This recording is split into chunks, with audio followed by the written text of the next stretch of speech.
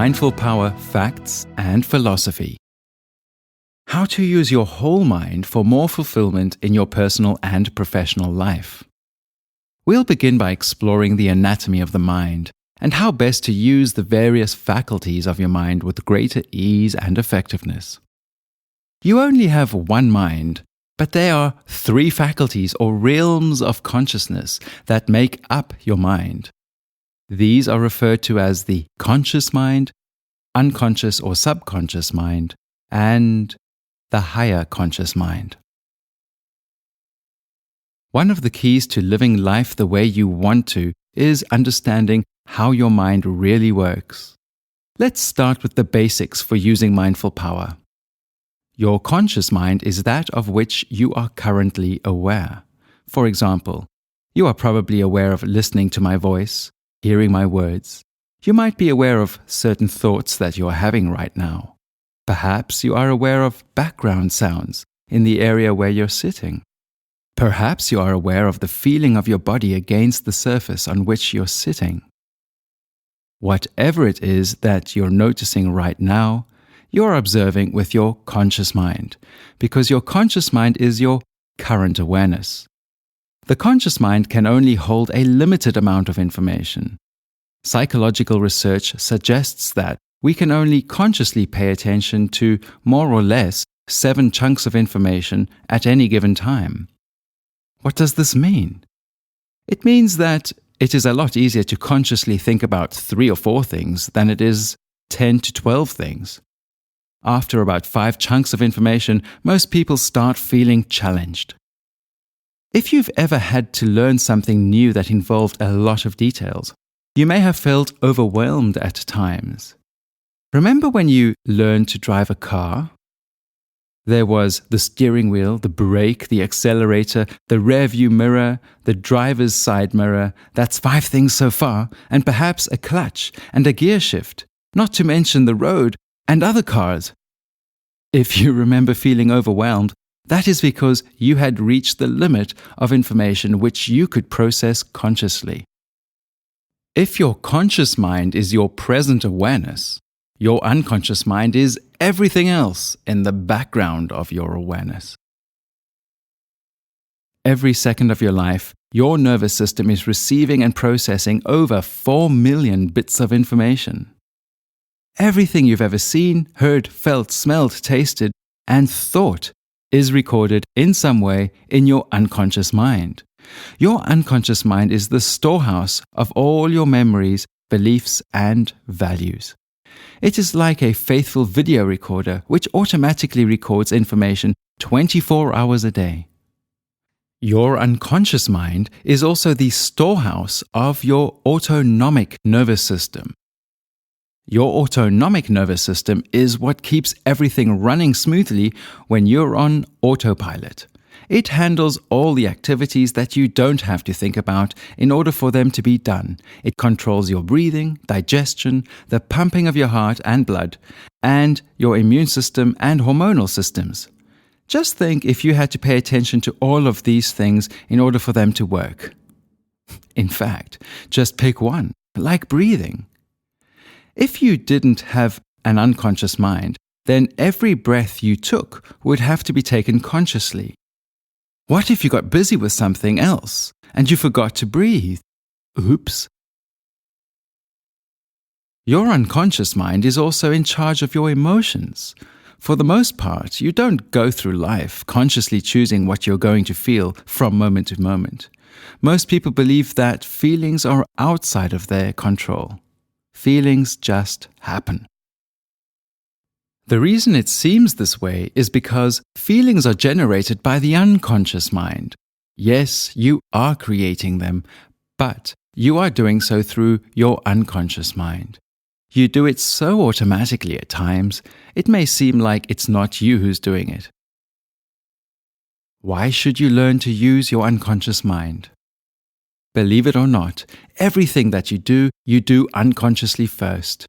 This has been proven experimentally in 1979 when neuroscientists conducted a series of experiments that demonstrated that conscious awareness actually occurs about half a second after the body registers a particular stimulus. This means that the unconscious registers the stimulus about half a second before you even realize it has.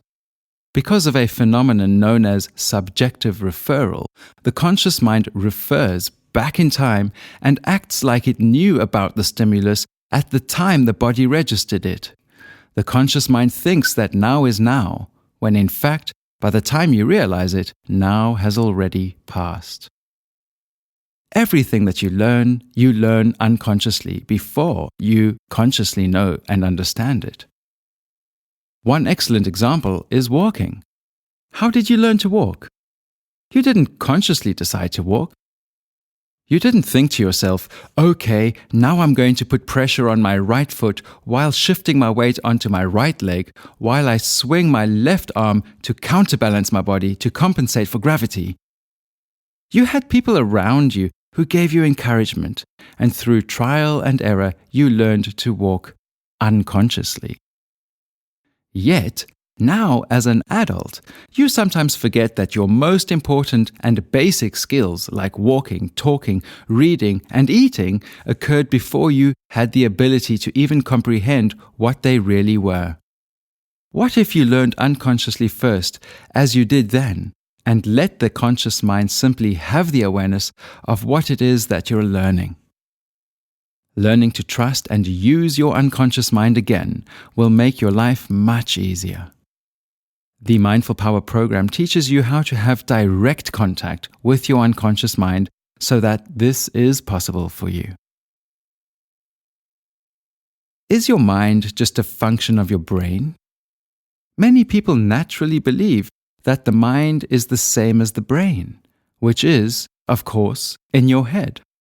When I refer to your mind, it's all of you that's being referred to, including your brain and all of your body. This is not yet common knowledge in society, but this has been known by a large part of the scientific community for some time. Your body is as much part of your mind as your brain is. In fact, your brain is just an organ of your body. Your mind is much more than that. It is the comprehensive organizing intelligence that runs your entire system. It's not just your nervous system. It's all the communication that takes place inside you and, to some extent, even outside you. Over the past 20 years, researchers have been studying the vast communication network inside the human being. What they found would make Google jealous. Every cell in your body is communicating with every other cell through neuropeptides. Neuropeptides are chemical messengers that each nerve cell uses to communicate with all the other nerve cells. Brain cells communicate with every other cell in the body. Because of this, every thought you think is heard by your heart, liver, stomach, your immune system, and every other part of your body.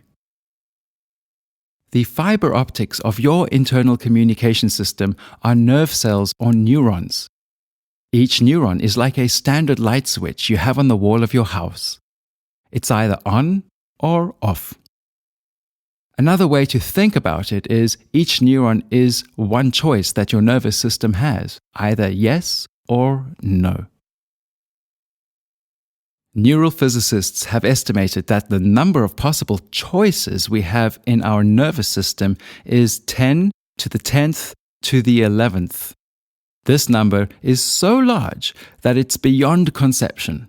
It's more than all the grains of sand on the planet. It's more than all the stars in the night sky.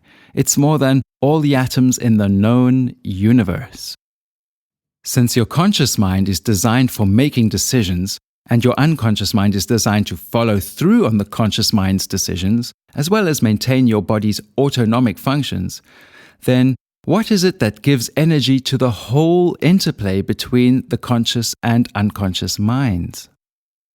The higher conscious mind is the pure conscious awareness or unmanifested field of potential from which each individual's conscious and unconscious experience of life unfolds. This subtle realm is the original source of energy that breathes life into everything in existence. It's what connects us with everyone and everything in the universe. It is known as God in various religions, the implicate domain in quantum physics, and the higher conscious mind in this context. It is not necessary for you to believe in the existence of the higher conscious mind in order to use mindful power, but it may be useful for you to consider that you are capable of more than you think you are, because you are more than you think you are with your conscious mind and your unconscious mind. Human potential is infinite when we stop limiting ourselves to one form or another and begin believing that we are co-creators in a universe where anything is possible. You've probably heard or read that you only use about 10% of your brain. Remember now that I'm talking about all of you, your mind. It is more likely that you're using less than 3% of your potential. This means that if you could learn a technique that would make it possible to use only 1% more of what you are now, that would be a 33% increase in your ability. If you could use just 3% more of your nervous system, that would be a 100% increase over what you've been using up to this point in your life. Now that you're ready to use and experience more of you, get ready to learn the basic mindful power technique on the following track.